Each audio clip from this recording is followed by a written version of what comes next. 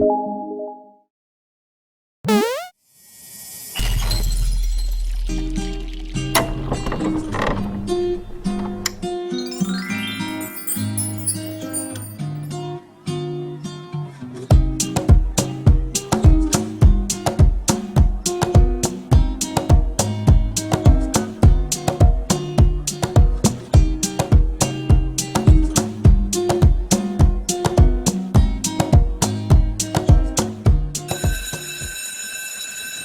cepat kok.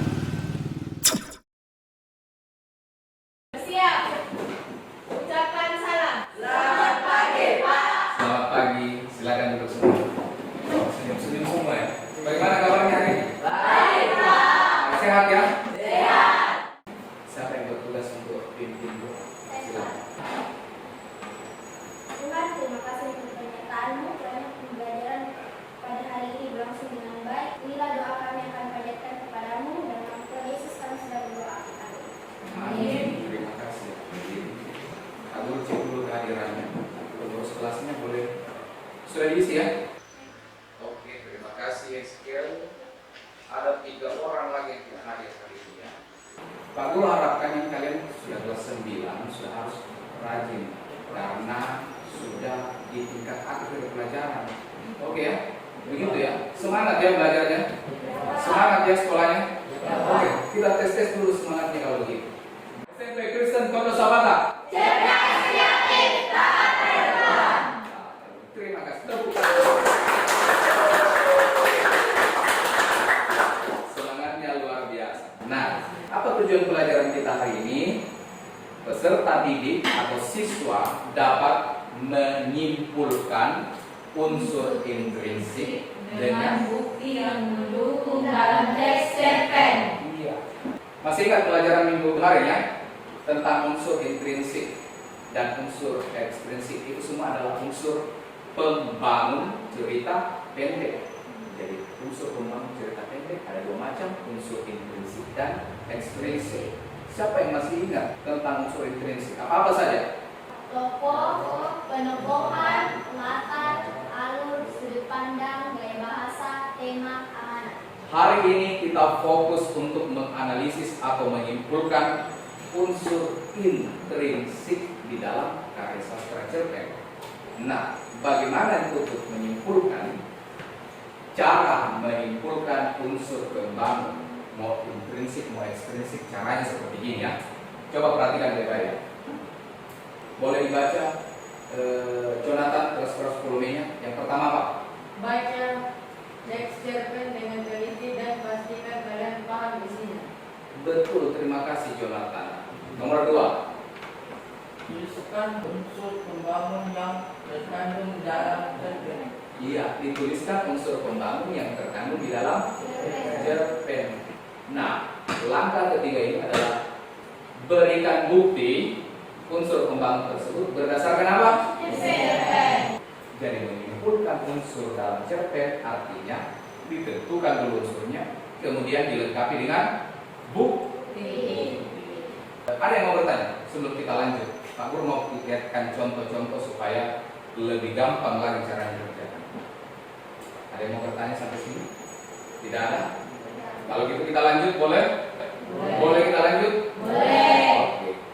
Perlihatkan contoh simpulannya. Saya minta Gerald tunjukkan sama kita. Tunjukkan sama kita. Silakan Gerald. Oke, silakan bacakan Gerald. Tokoh 2 atas nama siapa? Larano. Terus apa tokohnya? Untuk video. Buktinya dalam cerpen Pak Rama hanya sebagai pemeran pendukung dari dalam cerita. Oke, itu namanya simpulan dan bukti dari tokoh kedua. Oke, silakan dulu. Terima kasih Gerald. Sudah tokoh unsur kedua dalam unsur intrinsik apa lagi? Penokohan di coba Orel tunjukkan sama kita sampai muncul. Silakan bacakan Orel. Tokoh apa?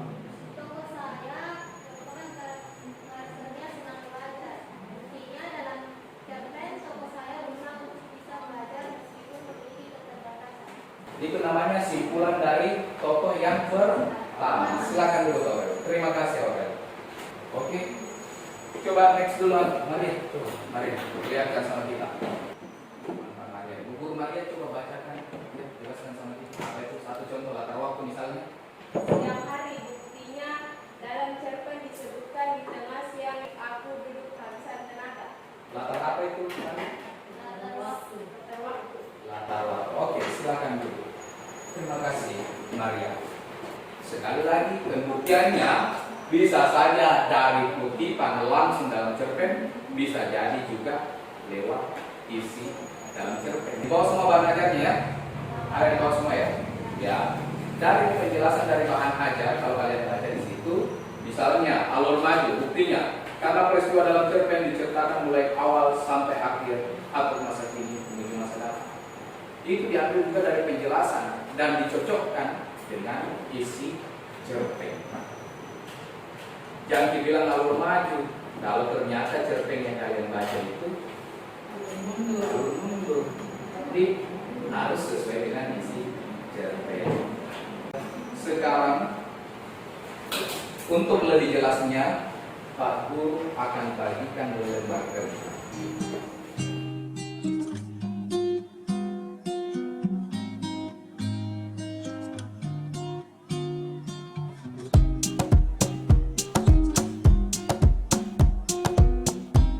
Silakan masing-masing bekerja, saling bekerjasama, diskusikan antara kelompoknya, saling bantu kalau perlu. Satu lembar perwakilan dari satu kelompok akan dikumpulkan. Oke, silakan.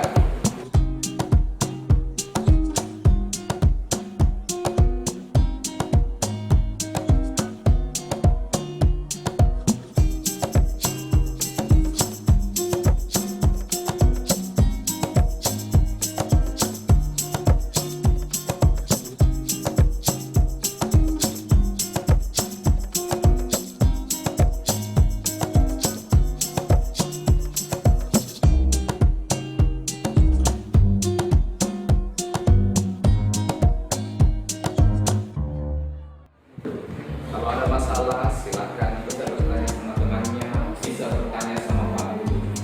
Sudah disorot kamera. Dilihat teman. Kalau kamu belum yakin, boleh tanya sama temannya. Diskusikan apa yang sudah kamu katakan.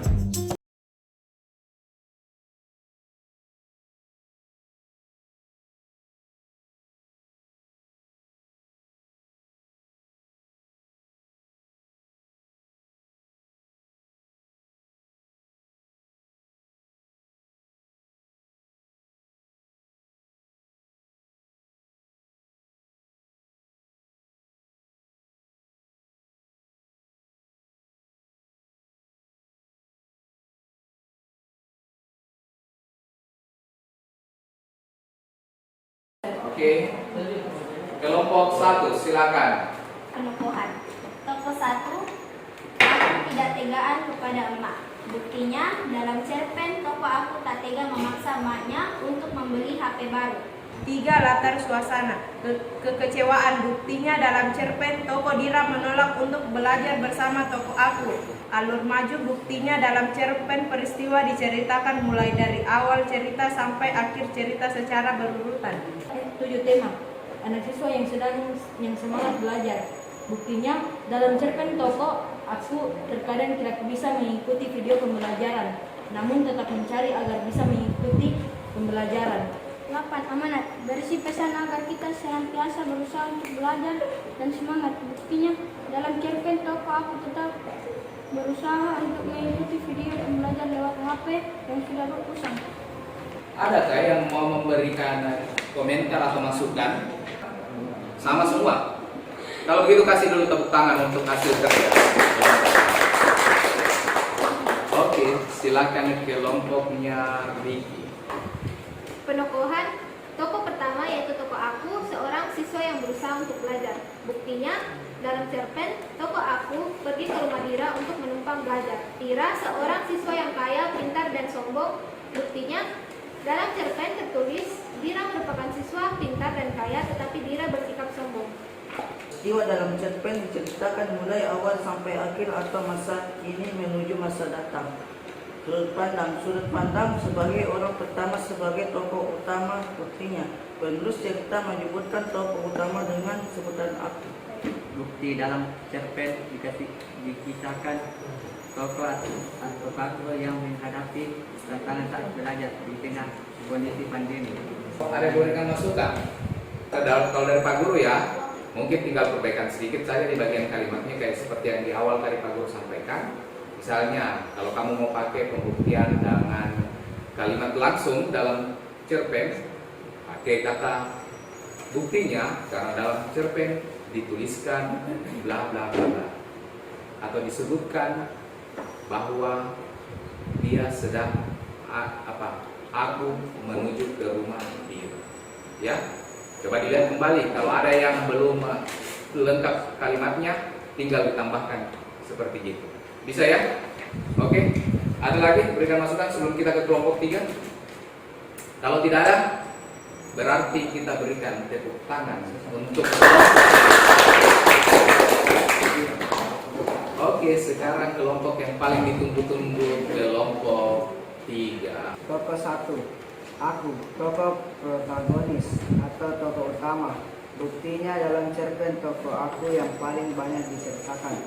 Tokoh 2, Pak Yanto, tokoh figuran. Buktinya peran Pak Yanto yang tidak begitu berarti dalam cerita.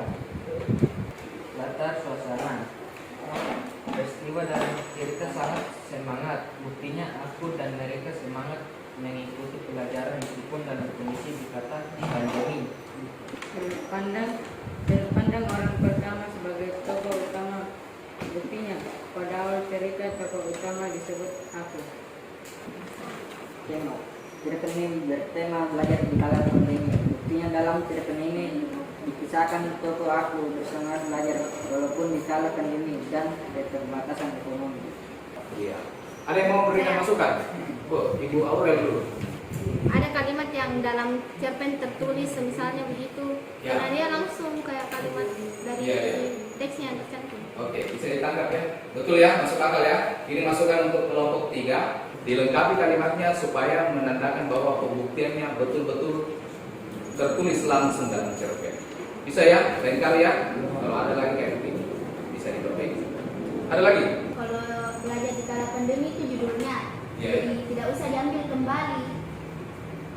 Ini tentang tema ya. Iya. Tema dan judul harus kelompok 3 bisa lebih bedakan ya. Judulnya itu beda, temanya juga beda. Bedanya itu juga karena tema kita ambil dari inti atau isi atau ide paling utama dalam judul. Kita beri dulu tepuk tangan karena sudah. Nah, untuk simpulan akhirnya dari unsur intrinsik yang sudah kalian temukan ini, masukan-masukan dari Pak Guru ataupun dari teman-teman yang lain kalian jadikan simpulan akhir dalam lembar kerja, kemudian dicantumkan dengan baik sebagai perbaikan hasil kerjanya kalian. Silakan diperbaiki ya.